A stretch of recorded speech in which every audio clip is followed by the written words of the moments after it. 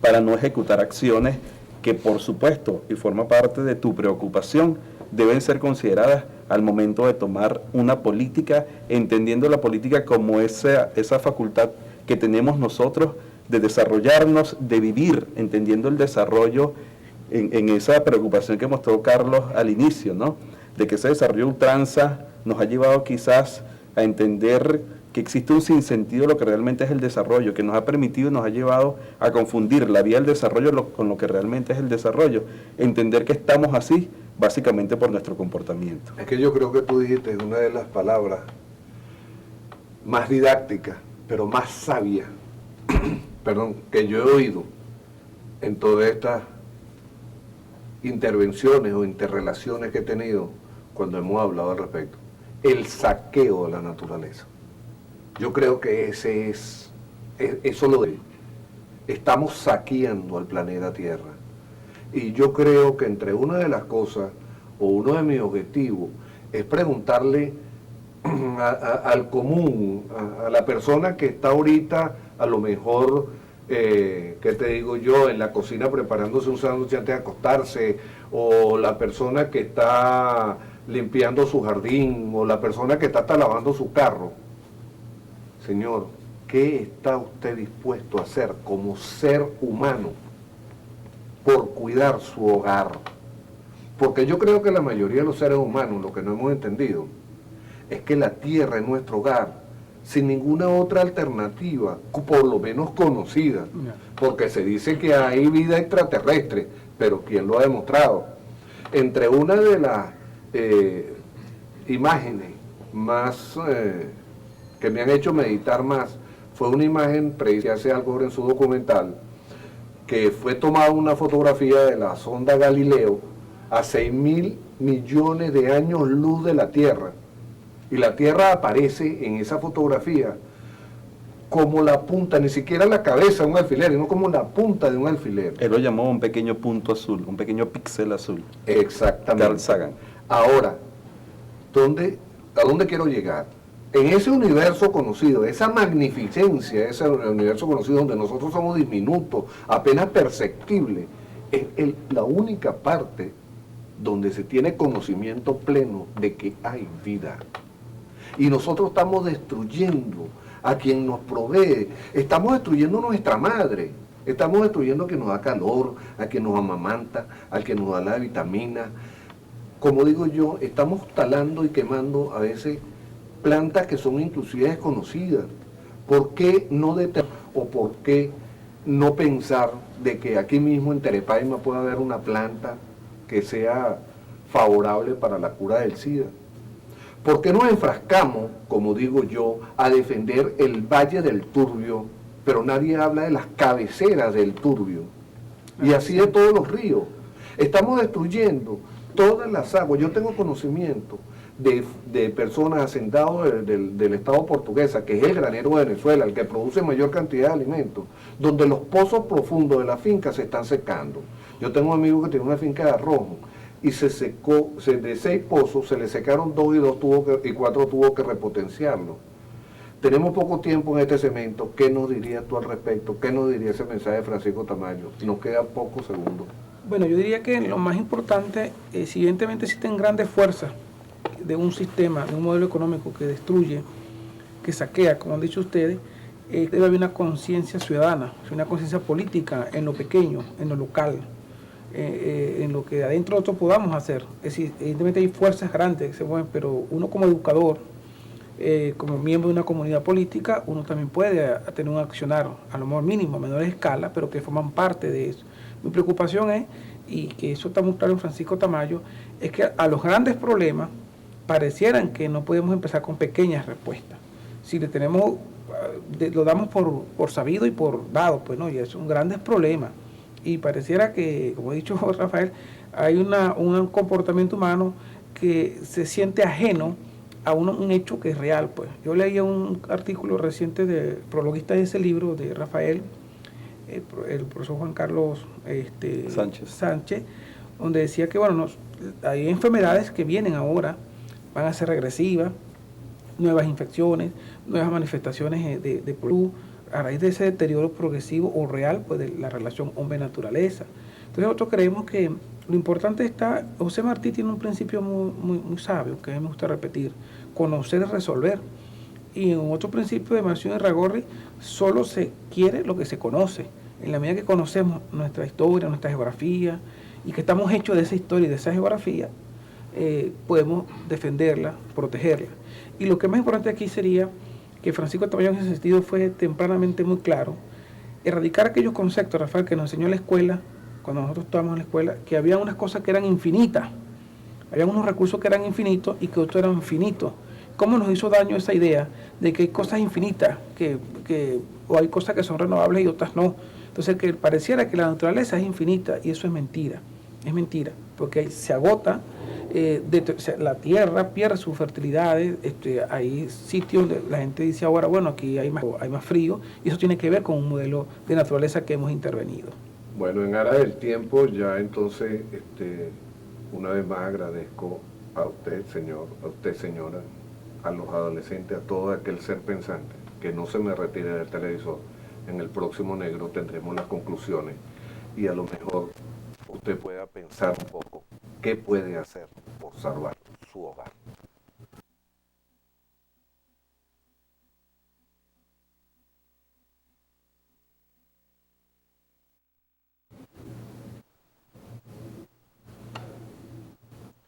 Lamentablemente, en aras del tiempo, estamos prácticamente llegando al final del programa, pero quisiera sacar unas conclusiones dramáticas, unas conclusiones fuertes, unas conclusiones que le muevan a usted su espíritu, su yo interno, que le hagan pensar de que de verdad usted puede estar destruyendo su casa y que a lo mejor está destruyendo la mía y a lo mejor está destruyendo el futuro de sus hijos y está destruyendo el futuro de mis nietos. Esa es la verdad y esa es la interrelación. Hay estimaciones de que si, por ejemplo, Groenlandia se deshiela por el recalentamiento global, habrían más de 120 millones de personas que tendrían, las que se salven, que emigrar de su hábitat natural.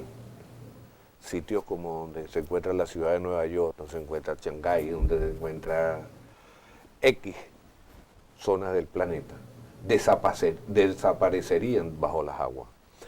Antes se decía que era imposible, los científicos no estimaban como posible un huracán en el Atlántico Sur. Brasil ya está sufriendo de huracanes. ¿Usted no se ha dado cuenta de que ya estamos comenzando el mes de junio y que las lluvias no han comenzado? Antes el ciclo lluvioso en nuestro país comenzaba aproximadamente a mediados de abril, es decir, que tenemos un mes y medio de atraso.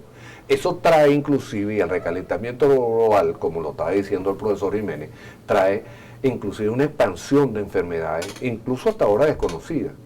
La proliferación de insectos, seres vivos que son más proclives a expandir a reproducirse en zonas que son más cálidas. Las ciudades se hicieron a veces atendiendo a, precisamente por su altitud, evitar que llegaran los insectos.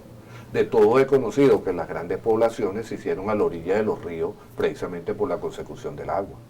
Pero ya estamos viendo precisamente que el río Turbio, que se dice que era navegable, pues ya no tiene ninguna capacidad, pero ni siquiera de tener un pez. Entonces, esa es la verdad y esa es mi motivación. Ahora, yo soy, vamos a decir que corto en estos conocimientos y me gustaría que en esta última parte del programa sean los profesores de nuestra casa grande, de nuestra alma mater, profesores de la universidad, profesores de climatología, que sean los que nos abran tal vez luces de lo que usted pueda para que salvemos su hogar y mi hogar.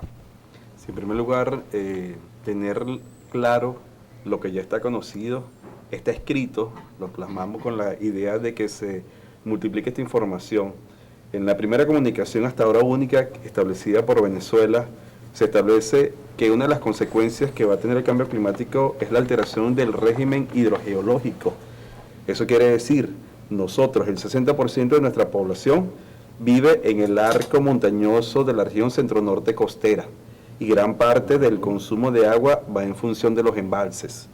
La lluvia, fenómeno que en este momento está alterándose, es la que tiende a recargar, por supuesto, cada una de esas obras de ingeniería civil, y que de manera natural, cuando no es una obra de ingeniería civil, recarga el acuífero. Hay una frase que normalmente hablamos y comentamos cuando tú dijiste que el río Turbio no tiene capacidad. Yo pensaba más en un concepto hidráulico. No tiene capacidad ni siquiera de transportar sus propios sedimentos. Eso marca la muerte de un río. Cuando un río no tiene esa capacidad ni siquiera de llevarse él mismo, comienza desde el punto de vista hidráulico a formar meandros y comienza a presentarse una situación quizás latente de cuando se produzcan esas lluvias en la parte alta de la montaña. Perdona, se me hace obligatorio una acotación. El año pasado, por primera vez en la historia, se secó el río Morador. Y yo vaticino de que si este año el verano sigue prolongándose, se secará el Portuguesa. Sí, pero acuérdate otra cosa que nosotros visitamos allá, Maximiliano, cuando fuimos a las nacientes Río Morador, Portuguesa y Yacambú.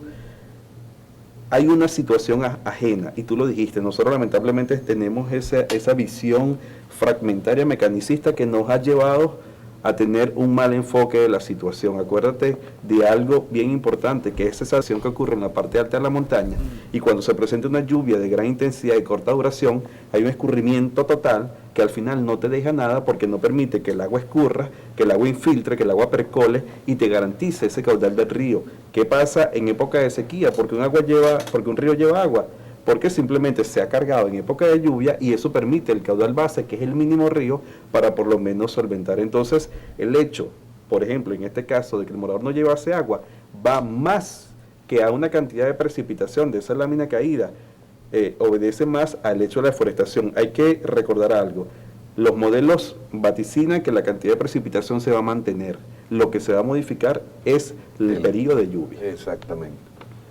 Yo creo que en ese margen de idea es que precisamente debemos, una vez más, lo digo, dramatizar, porque es que la situación es dramática. Yo creo en realidad que es dramática. Debemos emplearlo en toda su magnificencia de la gravedad de la situación.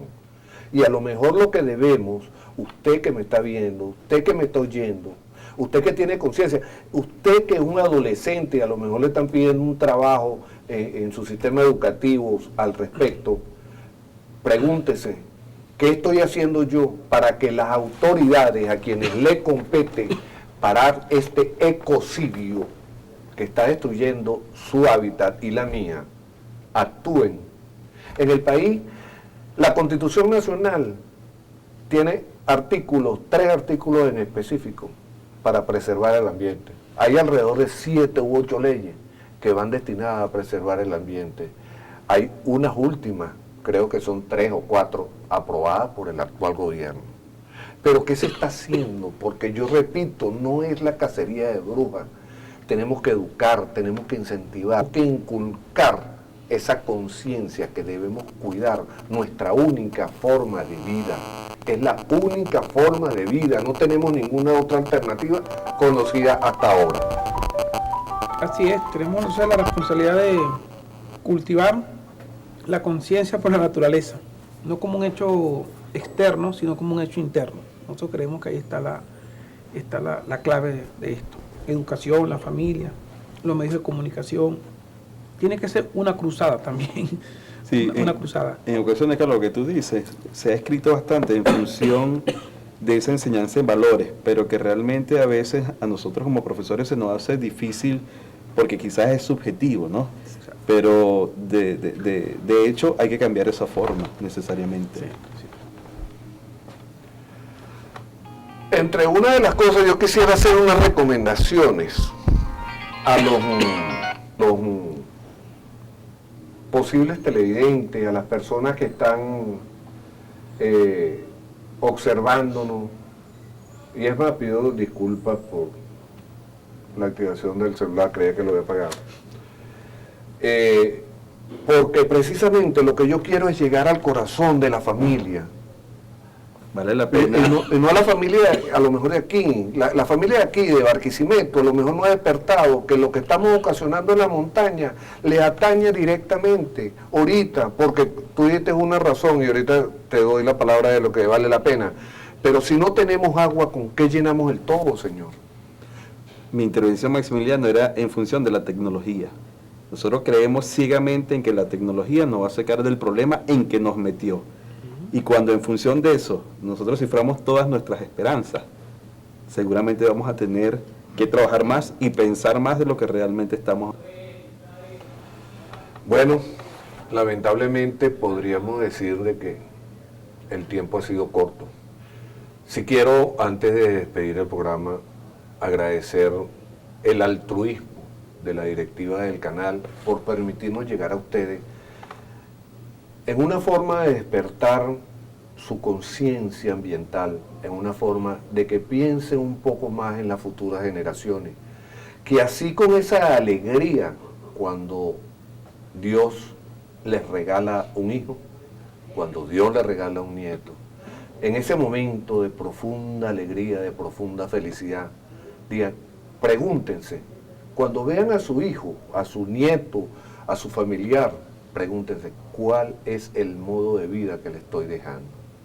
¿Cuál es el futuro de las generaciones que me seguirán en esta nave después del sol, donde la única forma de vida conocida la tenemos aquí?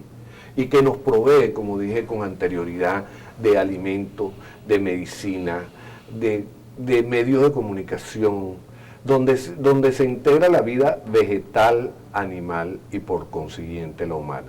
Quiero dar las gracias al profesor Carlos Jiménez y Rafael, a ti te doy, no las gracias, te doy un abrazo y la inmensa satisfacción de poder compartir contigo esta divulgación de tu trabajo, el cual te le deseo el mejor de los éxitos. El cambio climático, una respuesta física al comportamiento humano. Señoras y señores, con la inmensa esperanza de que este programa haya movido sus fibras más internas y que le haga despertar, no me cansaré de repetir, esa acción ambiental, les agradezco toda la atención que nos hayan podido dispensar.